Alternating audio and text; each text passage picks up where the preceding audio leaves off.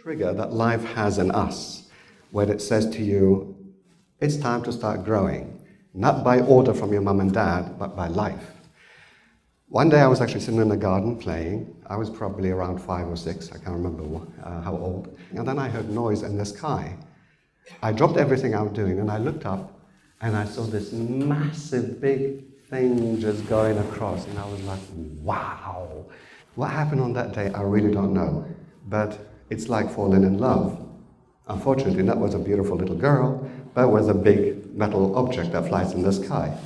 Everybody was running around in the streets like headless chicken. And then I went to the same garden and I knelt. I said, God, please, can I have a deal with you, please? If you're listening to me, let this firework continue for tomorrow, so we don't have to go to school, and then we can hit the weekend, then we have 3 days off, and then you can stop it again. We go back. And you know what they say? Be careful what you wish for. That was the start of the Civil War. I didn't know that. So every time my dad went to get us bread, I used to glue myself to the window and wait for hours to see my dad arriving. And when I see him coming alive, I breathe a sigh of relief. Oh, he's alive today. Then I came to a realization that I can't continue like this. I have to do my bit to help. I can't leave my parents like this.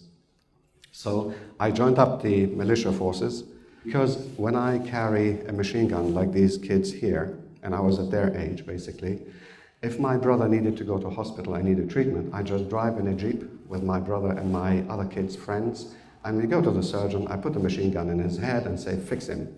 No problem, sir, we'll fix him. It got worse and worse. And one image always remains, haunt me till today. It was not the violence that I have experienced or the horrific scenes I have seen.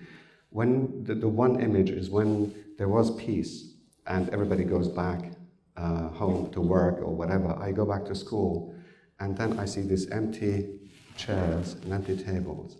This is where my friends used to sit. But they're not there because they're dead. They were killed. That's the image that haunts me today. So I planned my escape. I saved up enough money. I got my visa to fly to England, and don't ask me how I managed it. I could write a book on this alone. And then I bought my ticket. I didn't tell my family that I decided to leave to England to study to become a pilot.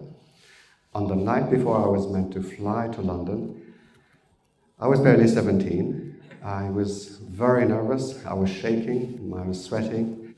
I took my ticket, put it on the table. My dad looks at it out of curiosity. Excuse me. He looked at it and he opened it and he saw Romero, London. He'd never seen a ticket before. He's never flown before. So he said, what is that? I said, that's a ticket to fly to London tomorrow. I said, but Dad, I will make it. I will survive. I will succeed. Yeah, of course he will. And look at your mother. You're going to give her a heart attack. And she goes, and I said, okay, stop. 2 choices you have. You bury me in about 2 months' time because we're expecting the war to restart again and it's going to be vicious this time, or you let me go to make a dream come true. I looked back at this airport, I looked up heaven and I said, I swear by heaven, I will never return to the Lebanon and see the site unless I succeed. If I do not succeed, I am not coming back. One lesson I've learned in life was life or God or whatever you believe in always shows you the way. But if you're not ready to see and listen, it'll pass by and you would have never even see it. It will never be there. Curiosity drove me there. It starts with a curiosity. I went to the phone box and there were books in there. I opened them and I saw names, telephone numbers, and an idea clinked immediately. What if I find a Lebanese surname? I can call them up, tell them my story. I just need a bed for the night, and bingo, I can go and stay with them. I don't need to go hotel. I called this guy, and I explained to him, 17, just arrived, no money, no English, no nothing. He said, no problem. The address is over there on the phone book. Take a taxi and come, you can stay here. He said, were you the guy on the phone? I said, yes. You really don't have anywhere to go? Yes. You can't stay here. I said, but you asked me to come. I'm here. And you all seen Shrek, when the cat does the bulging eyes? Well, I did it. After that, they put me in a building which has no electricity, no gas, no water, which they bought in Endell Street in Covent Garden. And they said, if you want to stay there, you can stay there for free. So I work 7 days a week, cleaning dishes and pots, and then I go to flying school to start my flying lessons. It was so expensive that at the end of the week, the whole week package salary will pay for 1 hour flight. One day, I did finish and became a pilot, and I got my pilot's license, and I have 50 hours flying experience. All I need now is 650 hours flying to become an airline pilot. Piece of cake, no problem. I'll find the answer. I'll find a way to get there. I saw an advert in a magazine for a small company that does aerial photography, and they were looking for a photographer, and in return, they would allow the photographer to fly the airplane for free, all expenses paid. I said, thank you, this is it, that's for me. I can fly the airplane for free, I can get my 650 hours, piece of cake. All I have to do now is to learn how to become a photographer in 2 weeks' time. No problem. I got the 650 hours, I got my pilot's license, I just need a couple of courses and it's finished. Then I fly back to Lebanon, and then I'm with my mum and dad, who I miss terribly.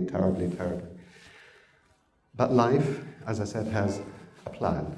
I was breaking every flying rule under heaven. I'm not supposed to fly low, I fly very low. I'm not supposed to fly very slow, I did fly very slow, because with slow speed you can stall, and if you stall you drop like a stone. Anyway, the Civil Aviation Authority didn't like it. They called me up, it was like a courthouse, and they revoked my pilot's license. One day I saw this airplane arrive to Heathrow. I was in Car Park Terminal 3. There was a Lebanese airline. Passengers came out, and I felt so homesick. I missed my mum, I missed my dad, I missed them so much. I was in tears. Take it. I don't want to be a pilot anymore. I'm going to start my own airline, and I'm going to fly with my own aircraft to the Lebanon. And if you have another surprise for me, you better kill me, because I'm not going to stop until I get it done. And I swear, not by you, I will make it happen. When I got the license, I was the first company that actually had an airline license the same as British Airways has, but I had no aeroplanes, no pilots, no cabin crew, no money, no offices, and I was almost on Social Security. So I needed daily slots at Heathrow. So I applied, and for the coordinator at Heathrow, they laughed their head off and they said, we don't have any slots. Eventually they called me up and said, come to the office, the director wants to see you. I sat down with him and he says, here, he handed me a telex, small, I don't know if some of you remember telexes, little telex message, here it is. I looked at it and said, what's that? I said, it's there. I said, yeah, okay, you've got them. I said, what do you mean I've got them? I said, that's it, you've got them. I said, I got what? These are your slots. I said, this? He said, yeah, you got them, they're in the system already. I walked out of his office with a piece of telex that is worth £70 million, and I got it for free. So, I'm with a business plan, who I asked other people to write it for me and promised to make them rich one day, and they wrote it. They told me what it means. I didn't have a clue about cash flow forecasts or whatever. They just gave me the fundamental basics. If they ask you something else, pretend you're ignorant. Out of the blue, I found the investor here in Earl's Court, who was actually at the World Travel Market. Went in, met this guy with his advisors.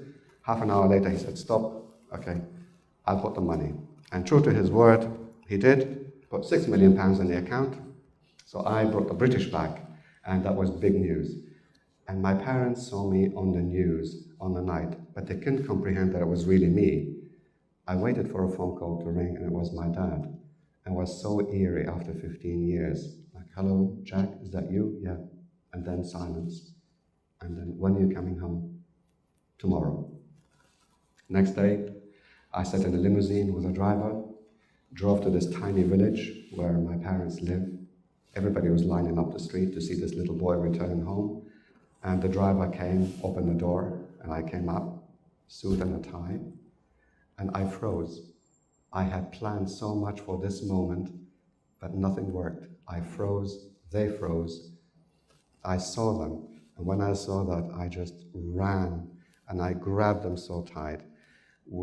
Tears were flowing everywhere. I knew at that moment why I had to endure hardships, why I had to sleep on the streets, why I had to be hungry.